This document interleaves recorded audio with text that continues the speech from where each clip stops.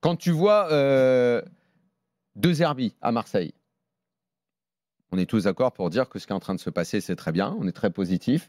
C'est un entraîneur qui a des idées. Tout le monde le sait depuis des années. Il est arrivé avec ses idées. Mais si ces idées, elles ne s'expriment pas dans un contexte ultra favorable, moi, je suis sûr qu'au moment où ça a un petit peu dérapé là, à l'automne, 2 semaines après, si les boulons ne sont pas resserrés, et ils n'ont pas été resserrés, les boulons, par De Zerbi en personne, mais par les gens et le staff qui avait autour de lui, je veux t'assurer que je ne suis pas sûr que ça revienne bien, l'OM. Et je ne suis pas sûr qu'on n'ait pas rapidement des grosses interrogations au sein des supporters pour savoir si c'est la bonne ou pas la bonne personne.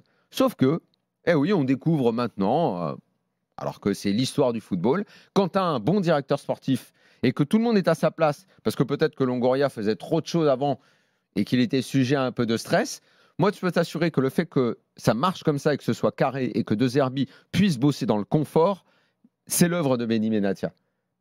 On l'a beaucoup dit, je tiens à le redire. Au PSG, pareil. À un moment, ça a tangué un peu. Campos, il n'avait pas sa prolongation, on ne savait pas trop. Ça n'a pas toujours été l'entente magnifique entre les deux. On peut revenir en arrière avant Luis Enrique et se souvenir de toutes les fois où on avait des bons entraîneurs au PSG, parce qu'on en a eu quasiment tout le temps, à part un ou deux. Galtier, c'est une anomalie, on le sait bien. Mais où tu avais un bout de club qui était dirigé à Doha par Antero Henrique, un bout par Campos ici ou par le mec qui était en fonction à Paris, l'entraîneur qui ne pouvait pas mettre les coups de règle sur les doigts, comme le dit Luis Enrique, l'avoir fait avec Dembélé. Ouais, bah tiens, on découvre que quand un club est bien structuré comme ça et que les décisions viennent d'en haut et qu'on a une sorte de verticalité, ça marche. Même chose à Lille. L'étang, Genesio.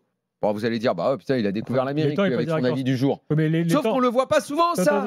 Et on le dit pas assez. On dit pas assez que c'est pas. Il n'y a pas un entraîneur qui a un héros. Il n'y a pas un tel qui a un héros. L'étang cumule, on va dire, les fonctions. Il n'y a pas de directeur sportif?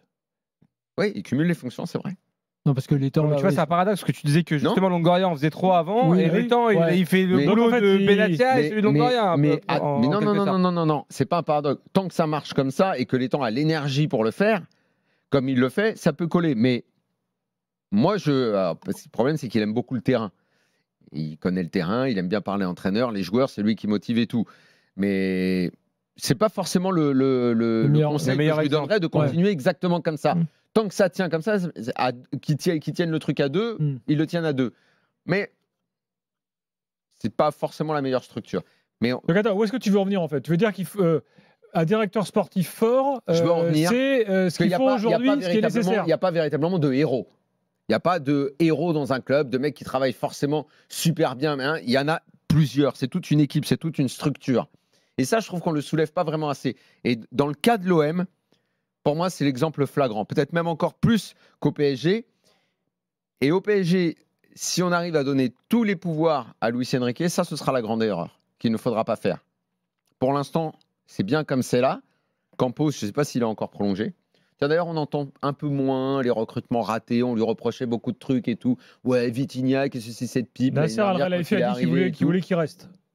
Non, mais il a fait. Il y a eu une tonne de critiques quand il est arrivé. Il y a eu pas mal d'erreurs de recrutement qu'il a réussi à rattraper. Ah bah oui, quand tu es un club qui peut en un été se passer de 180 millions et en remettre 70 sur Non, ils ont revendu pour une fois. Non, mais il a réussi à ressortir des joueurs, c'est ça. C'est la première à Marseille. Oui, comme Marseille avec Hawaii, c'est là. Quand tu arrives à ressortir Ougarté qui a réussi à s'intégrer, quand ça travaille bien et que tu n'as pas dans le vestiaire, parce qu'on pourrait très bien dire, Luis Enrique avec Kolo Muani, il a super mal travaillé parce qu'il n'a pas fait en sorte que le mec s'adapte. Regarde, c'est une bombe atomique à la Juve et maintenant, ça ne correspondait pas à ce qu'il voulait. Il ne l'aimait pas. Après tout, j'en sais rien. Peut-être sa gueule ne lui revient pas. Enfin, il n'avait pas envie de le faire jouer bien. Moi, franchement, quand je le vois jouer avec la Juve et Kolo Muani, je me dis que sans problème, il pouvait jouer neuf. Hein. Décrocher, pas décrocher, revenir, toucher un peu le ballon. Il fait tout là-bas. Donc, il aurait très bien pu le faire. Ça lui plaisait pas, c'est son choix, il assume ses choix, il est soutenu. Si tu es soutenu, si tout le monde travaille dans le même sens, pas de problème. Au PSG, ça a été trop peu le cas. C'est le cas. Et à Marseille, je trouve que c'est encore plus flagrant. C'est plus flagrant et j'avais envie d'insister là-dessus.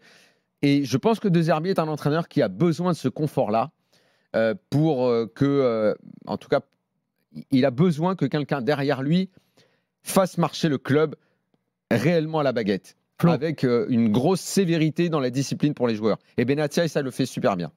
Est-ce que tu adhères au discours oui, de Daniel? J'adhère, mais de manière peut-être encore un peu plus large, en dehors de la réussite et du confort que ça donne à l'entraîneur. D'abord, la structure, nous on l'a souvent dit dans l'after, finalement la vieille structure dans les clubs français, qui était président, directeur sportif, entraîneur. Pierre Garonner à l'époque de Herbin et Rocher à Saint-Etienne. Des trios, on en a eu plein comme ça et ça fonctionnait plutôt bien.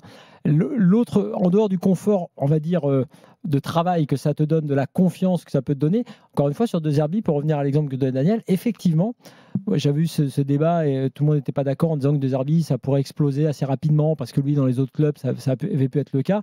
Johan m'avait dit non, pas tant que ça, c'est pas du tout son caractère, etc. Il y a quand même eu un moment où lui-même a dit en conf de presse, si je suis le problème, en gros, je suis prêt à dégager. Et c'est là qu'effectivement, Mehdi Benassia est entré en scène. Mais c'est vrai que dans la structuration, on l'a souvent dit dans l'after, dans les bons clubs qui s'en sont sortis récemment, et on a pris des exemples notamment comme Lille, effectivement, dans la structuration des clubs, là où il y avait un bon directeur sportif, ou même un bon trio, même à Rennes dans les bonnes années avec Genesio, ben c'est vrai que ça a fonctionné. J'ai dit plus large, de façon plus large que ce que dit Daniel, parce que c'est aussi les joueurs qu'ils trouvent, ces directeurs sportifs. Parce que là, tu as parlé de toute la politique interne, c'est-à-dire je vais jusqu'à la communication aussi. Parce que Mehdi Benassia, il communique beaucoup au nom de l'OM. Ça décharge aussi beaucoup Longoria de ça. Absolument. Il prend à la fois les charges négatives et les charges positives.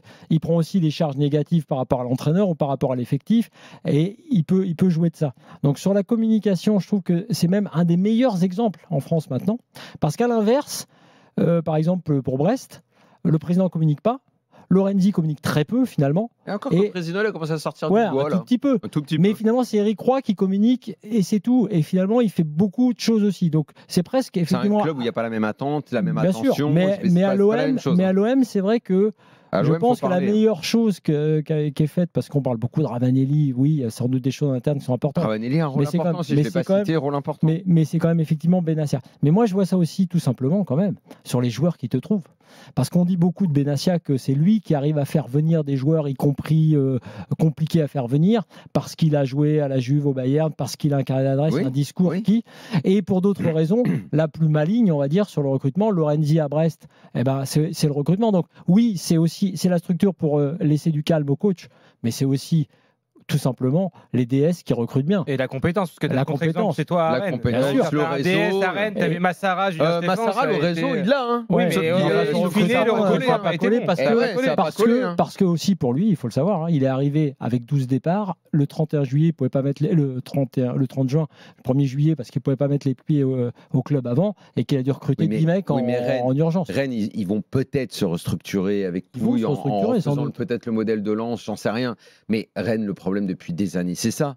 C'est de ne pas savoir exactement d'où vient la décision. Mais on l'a dit ici. Tu as un actionnaire, on l'a dit 1000 fois, là, parce que l'actionnaire, il consulte, Daniel l'ami. Maintenant, il y a les petits neveux qui parlent. Genesio. Alors, et au PSG, ça a été ça pendant le problème, j'ai eu cette analyse avec des médias locaux à Rennes en leur disant que j'étais pessimiste. Pourquoi ? Parce que ça a fonctionné de manière ponctuelle, tu as raison, quand il y a eu un trio pendant 2 ans, Cloarec, Genesio, Maurice, c'est marrant, il y a des moments comme ça, un peu de grâce, on va dire. Mais malheureusement, entre guillemets, l'avantage énorme qu'il semble avoir avec Pinot, qui effectivement en est un, on le voit bien quand tu es capable de changer l'équipe à la moitié, c'est un handicap en termes de structuration, de gouvernance.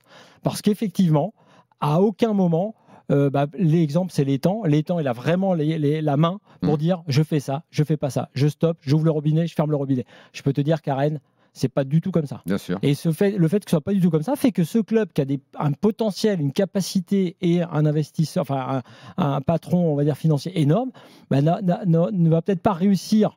Là où Brest, par exemple, qui est pas loin, réussit parce qu'ils n'ont pas cette gouvernance claire et efficace. Et concrètement pour l'OM, ça donne. On n'en est encore qu'au début, mais peut-être qu'effectivement, enfin, tardivement, Gouiri va enquiller les performances de façon régulière. Je ne sais pas, on en est à 3 qui sont bonnes. Ouais, mais là, on est vraiment sur du début, parce qu'il a déjà fait 3 performances de suite. C'est pour ça que je dis, on ne s'emballe pas, mais si c'est le cas, et s'il réussit à les enchaîner parce qu'il a le talent pour, on le sait depuis toujours, ce sera à mettre au crédit du contexte qui est parfaitement monté autour de lui et à une exigence qui va le booster. C'est nos confrères de l'équipe qui sortait ça sur Gouiri, c'est intéressant, ses débuts dans les clubs. À Nice, il avait cartonné au départ, il fait 2 buts, une passe D pour finalement mettre 22 buts en 75 matchs. À Rennes, sur ses 8 premiers matchs, c'est 6 buts, une passe D, et au final, il finit à 83 matchs, 25 buts, donc il faudra voir si dans la durée, il arrive à reproduire ça. Et si c'est le cas, Marseille aura gagné un. Mais on a l'impression que c'est quelqu'un qui a besoin d'être mis sous pression, d'être surveillé comme le lait sur le feu. Et Benatia le fait, ça. Il est derrière les mecs en permanence, il regarde et tout. Peut-être que ça va aider. Le contexte à l'OM en ce moment, il est positif. Les joueurs sont bons. Et quand ils sont pas bons, ils n'essayent même pas d'insister.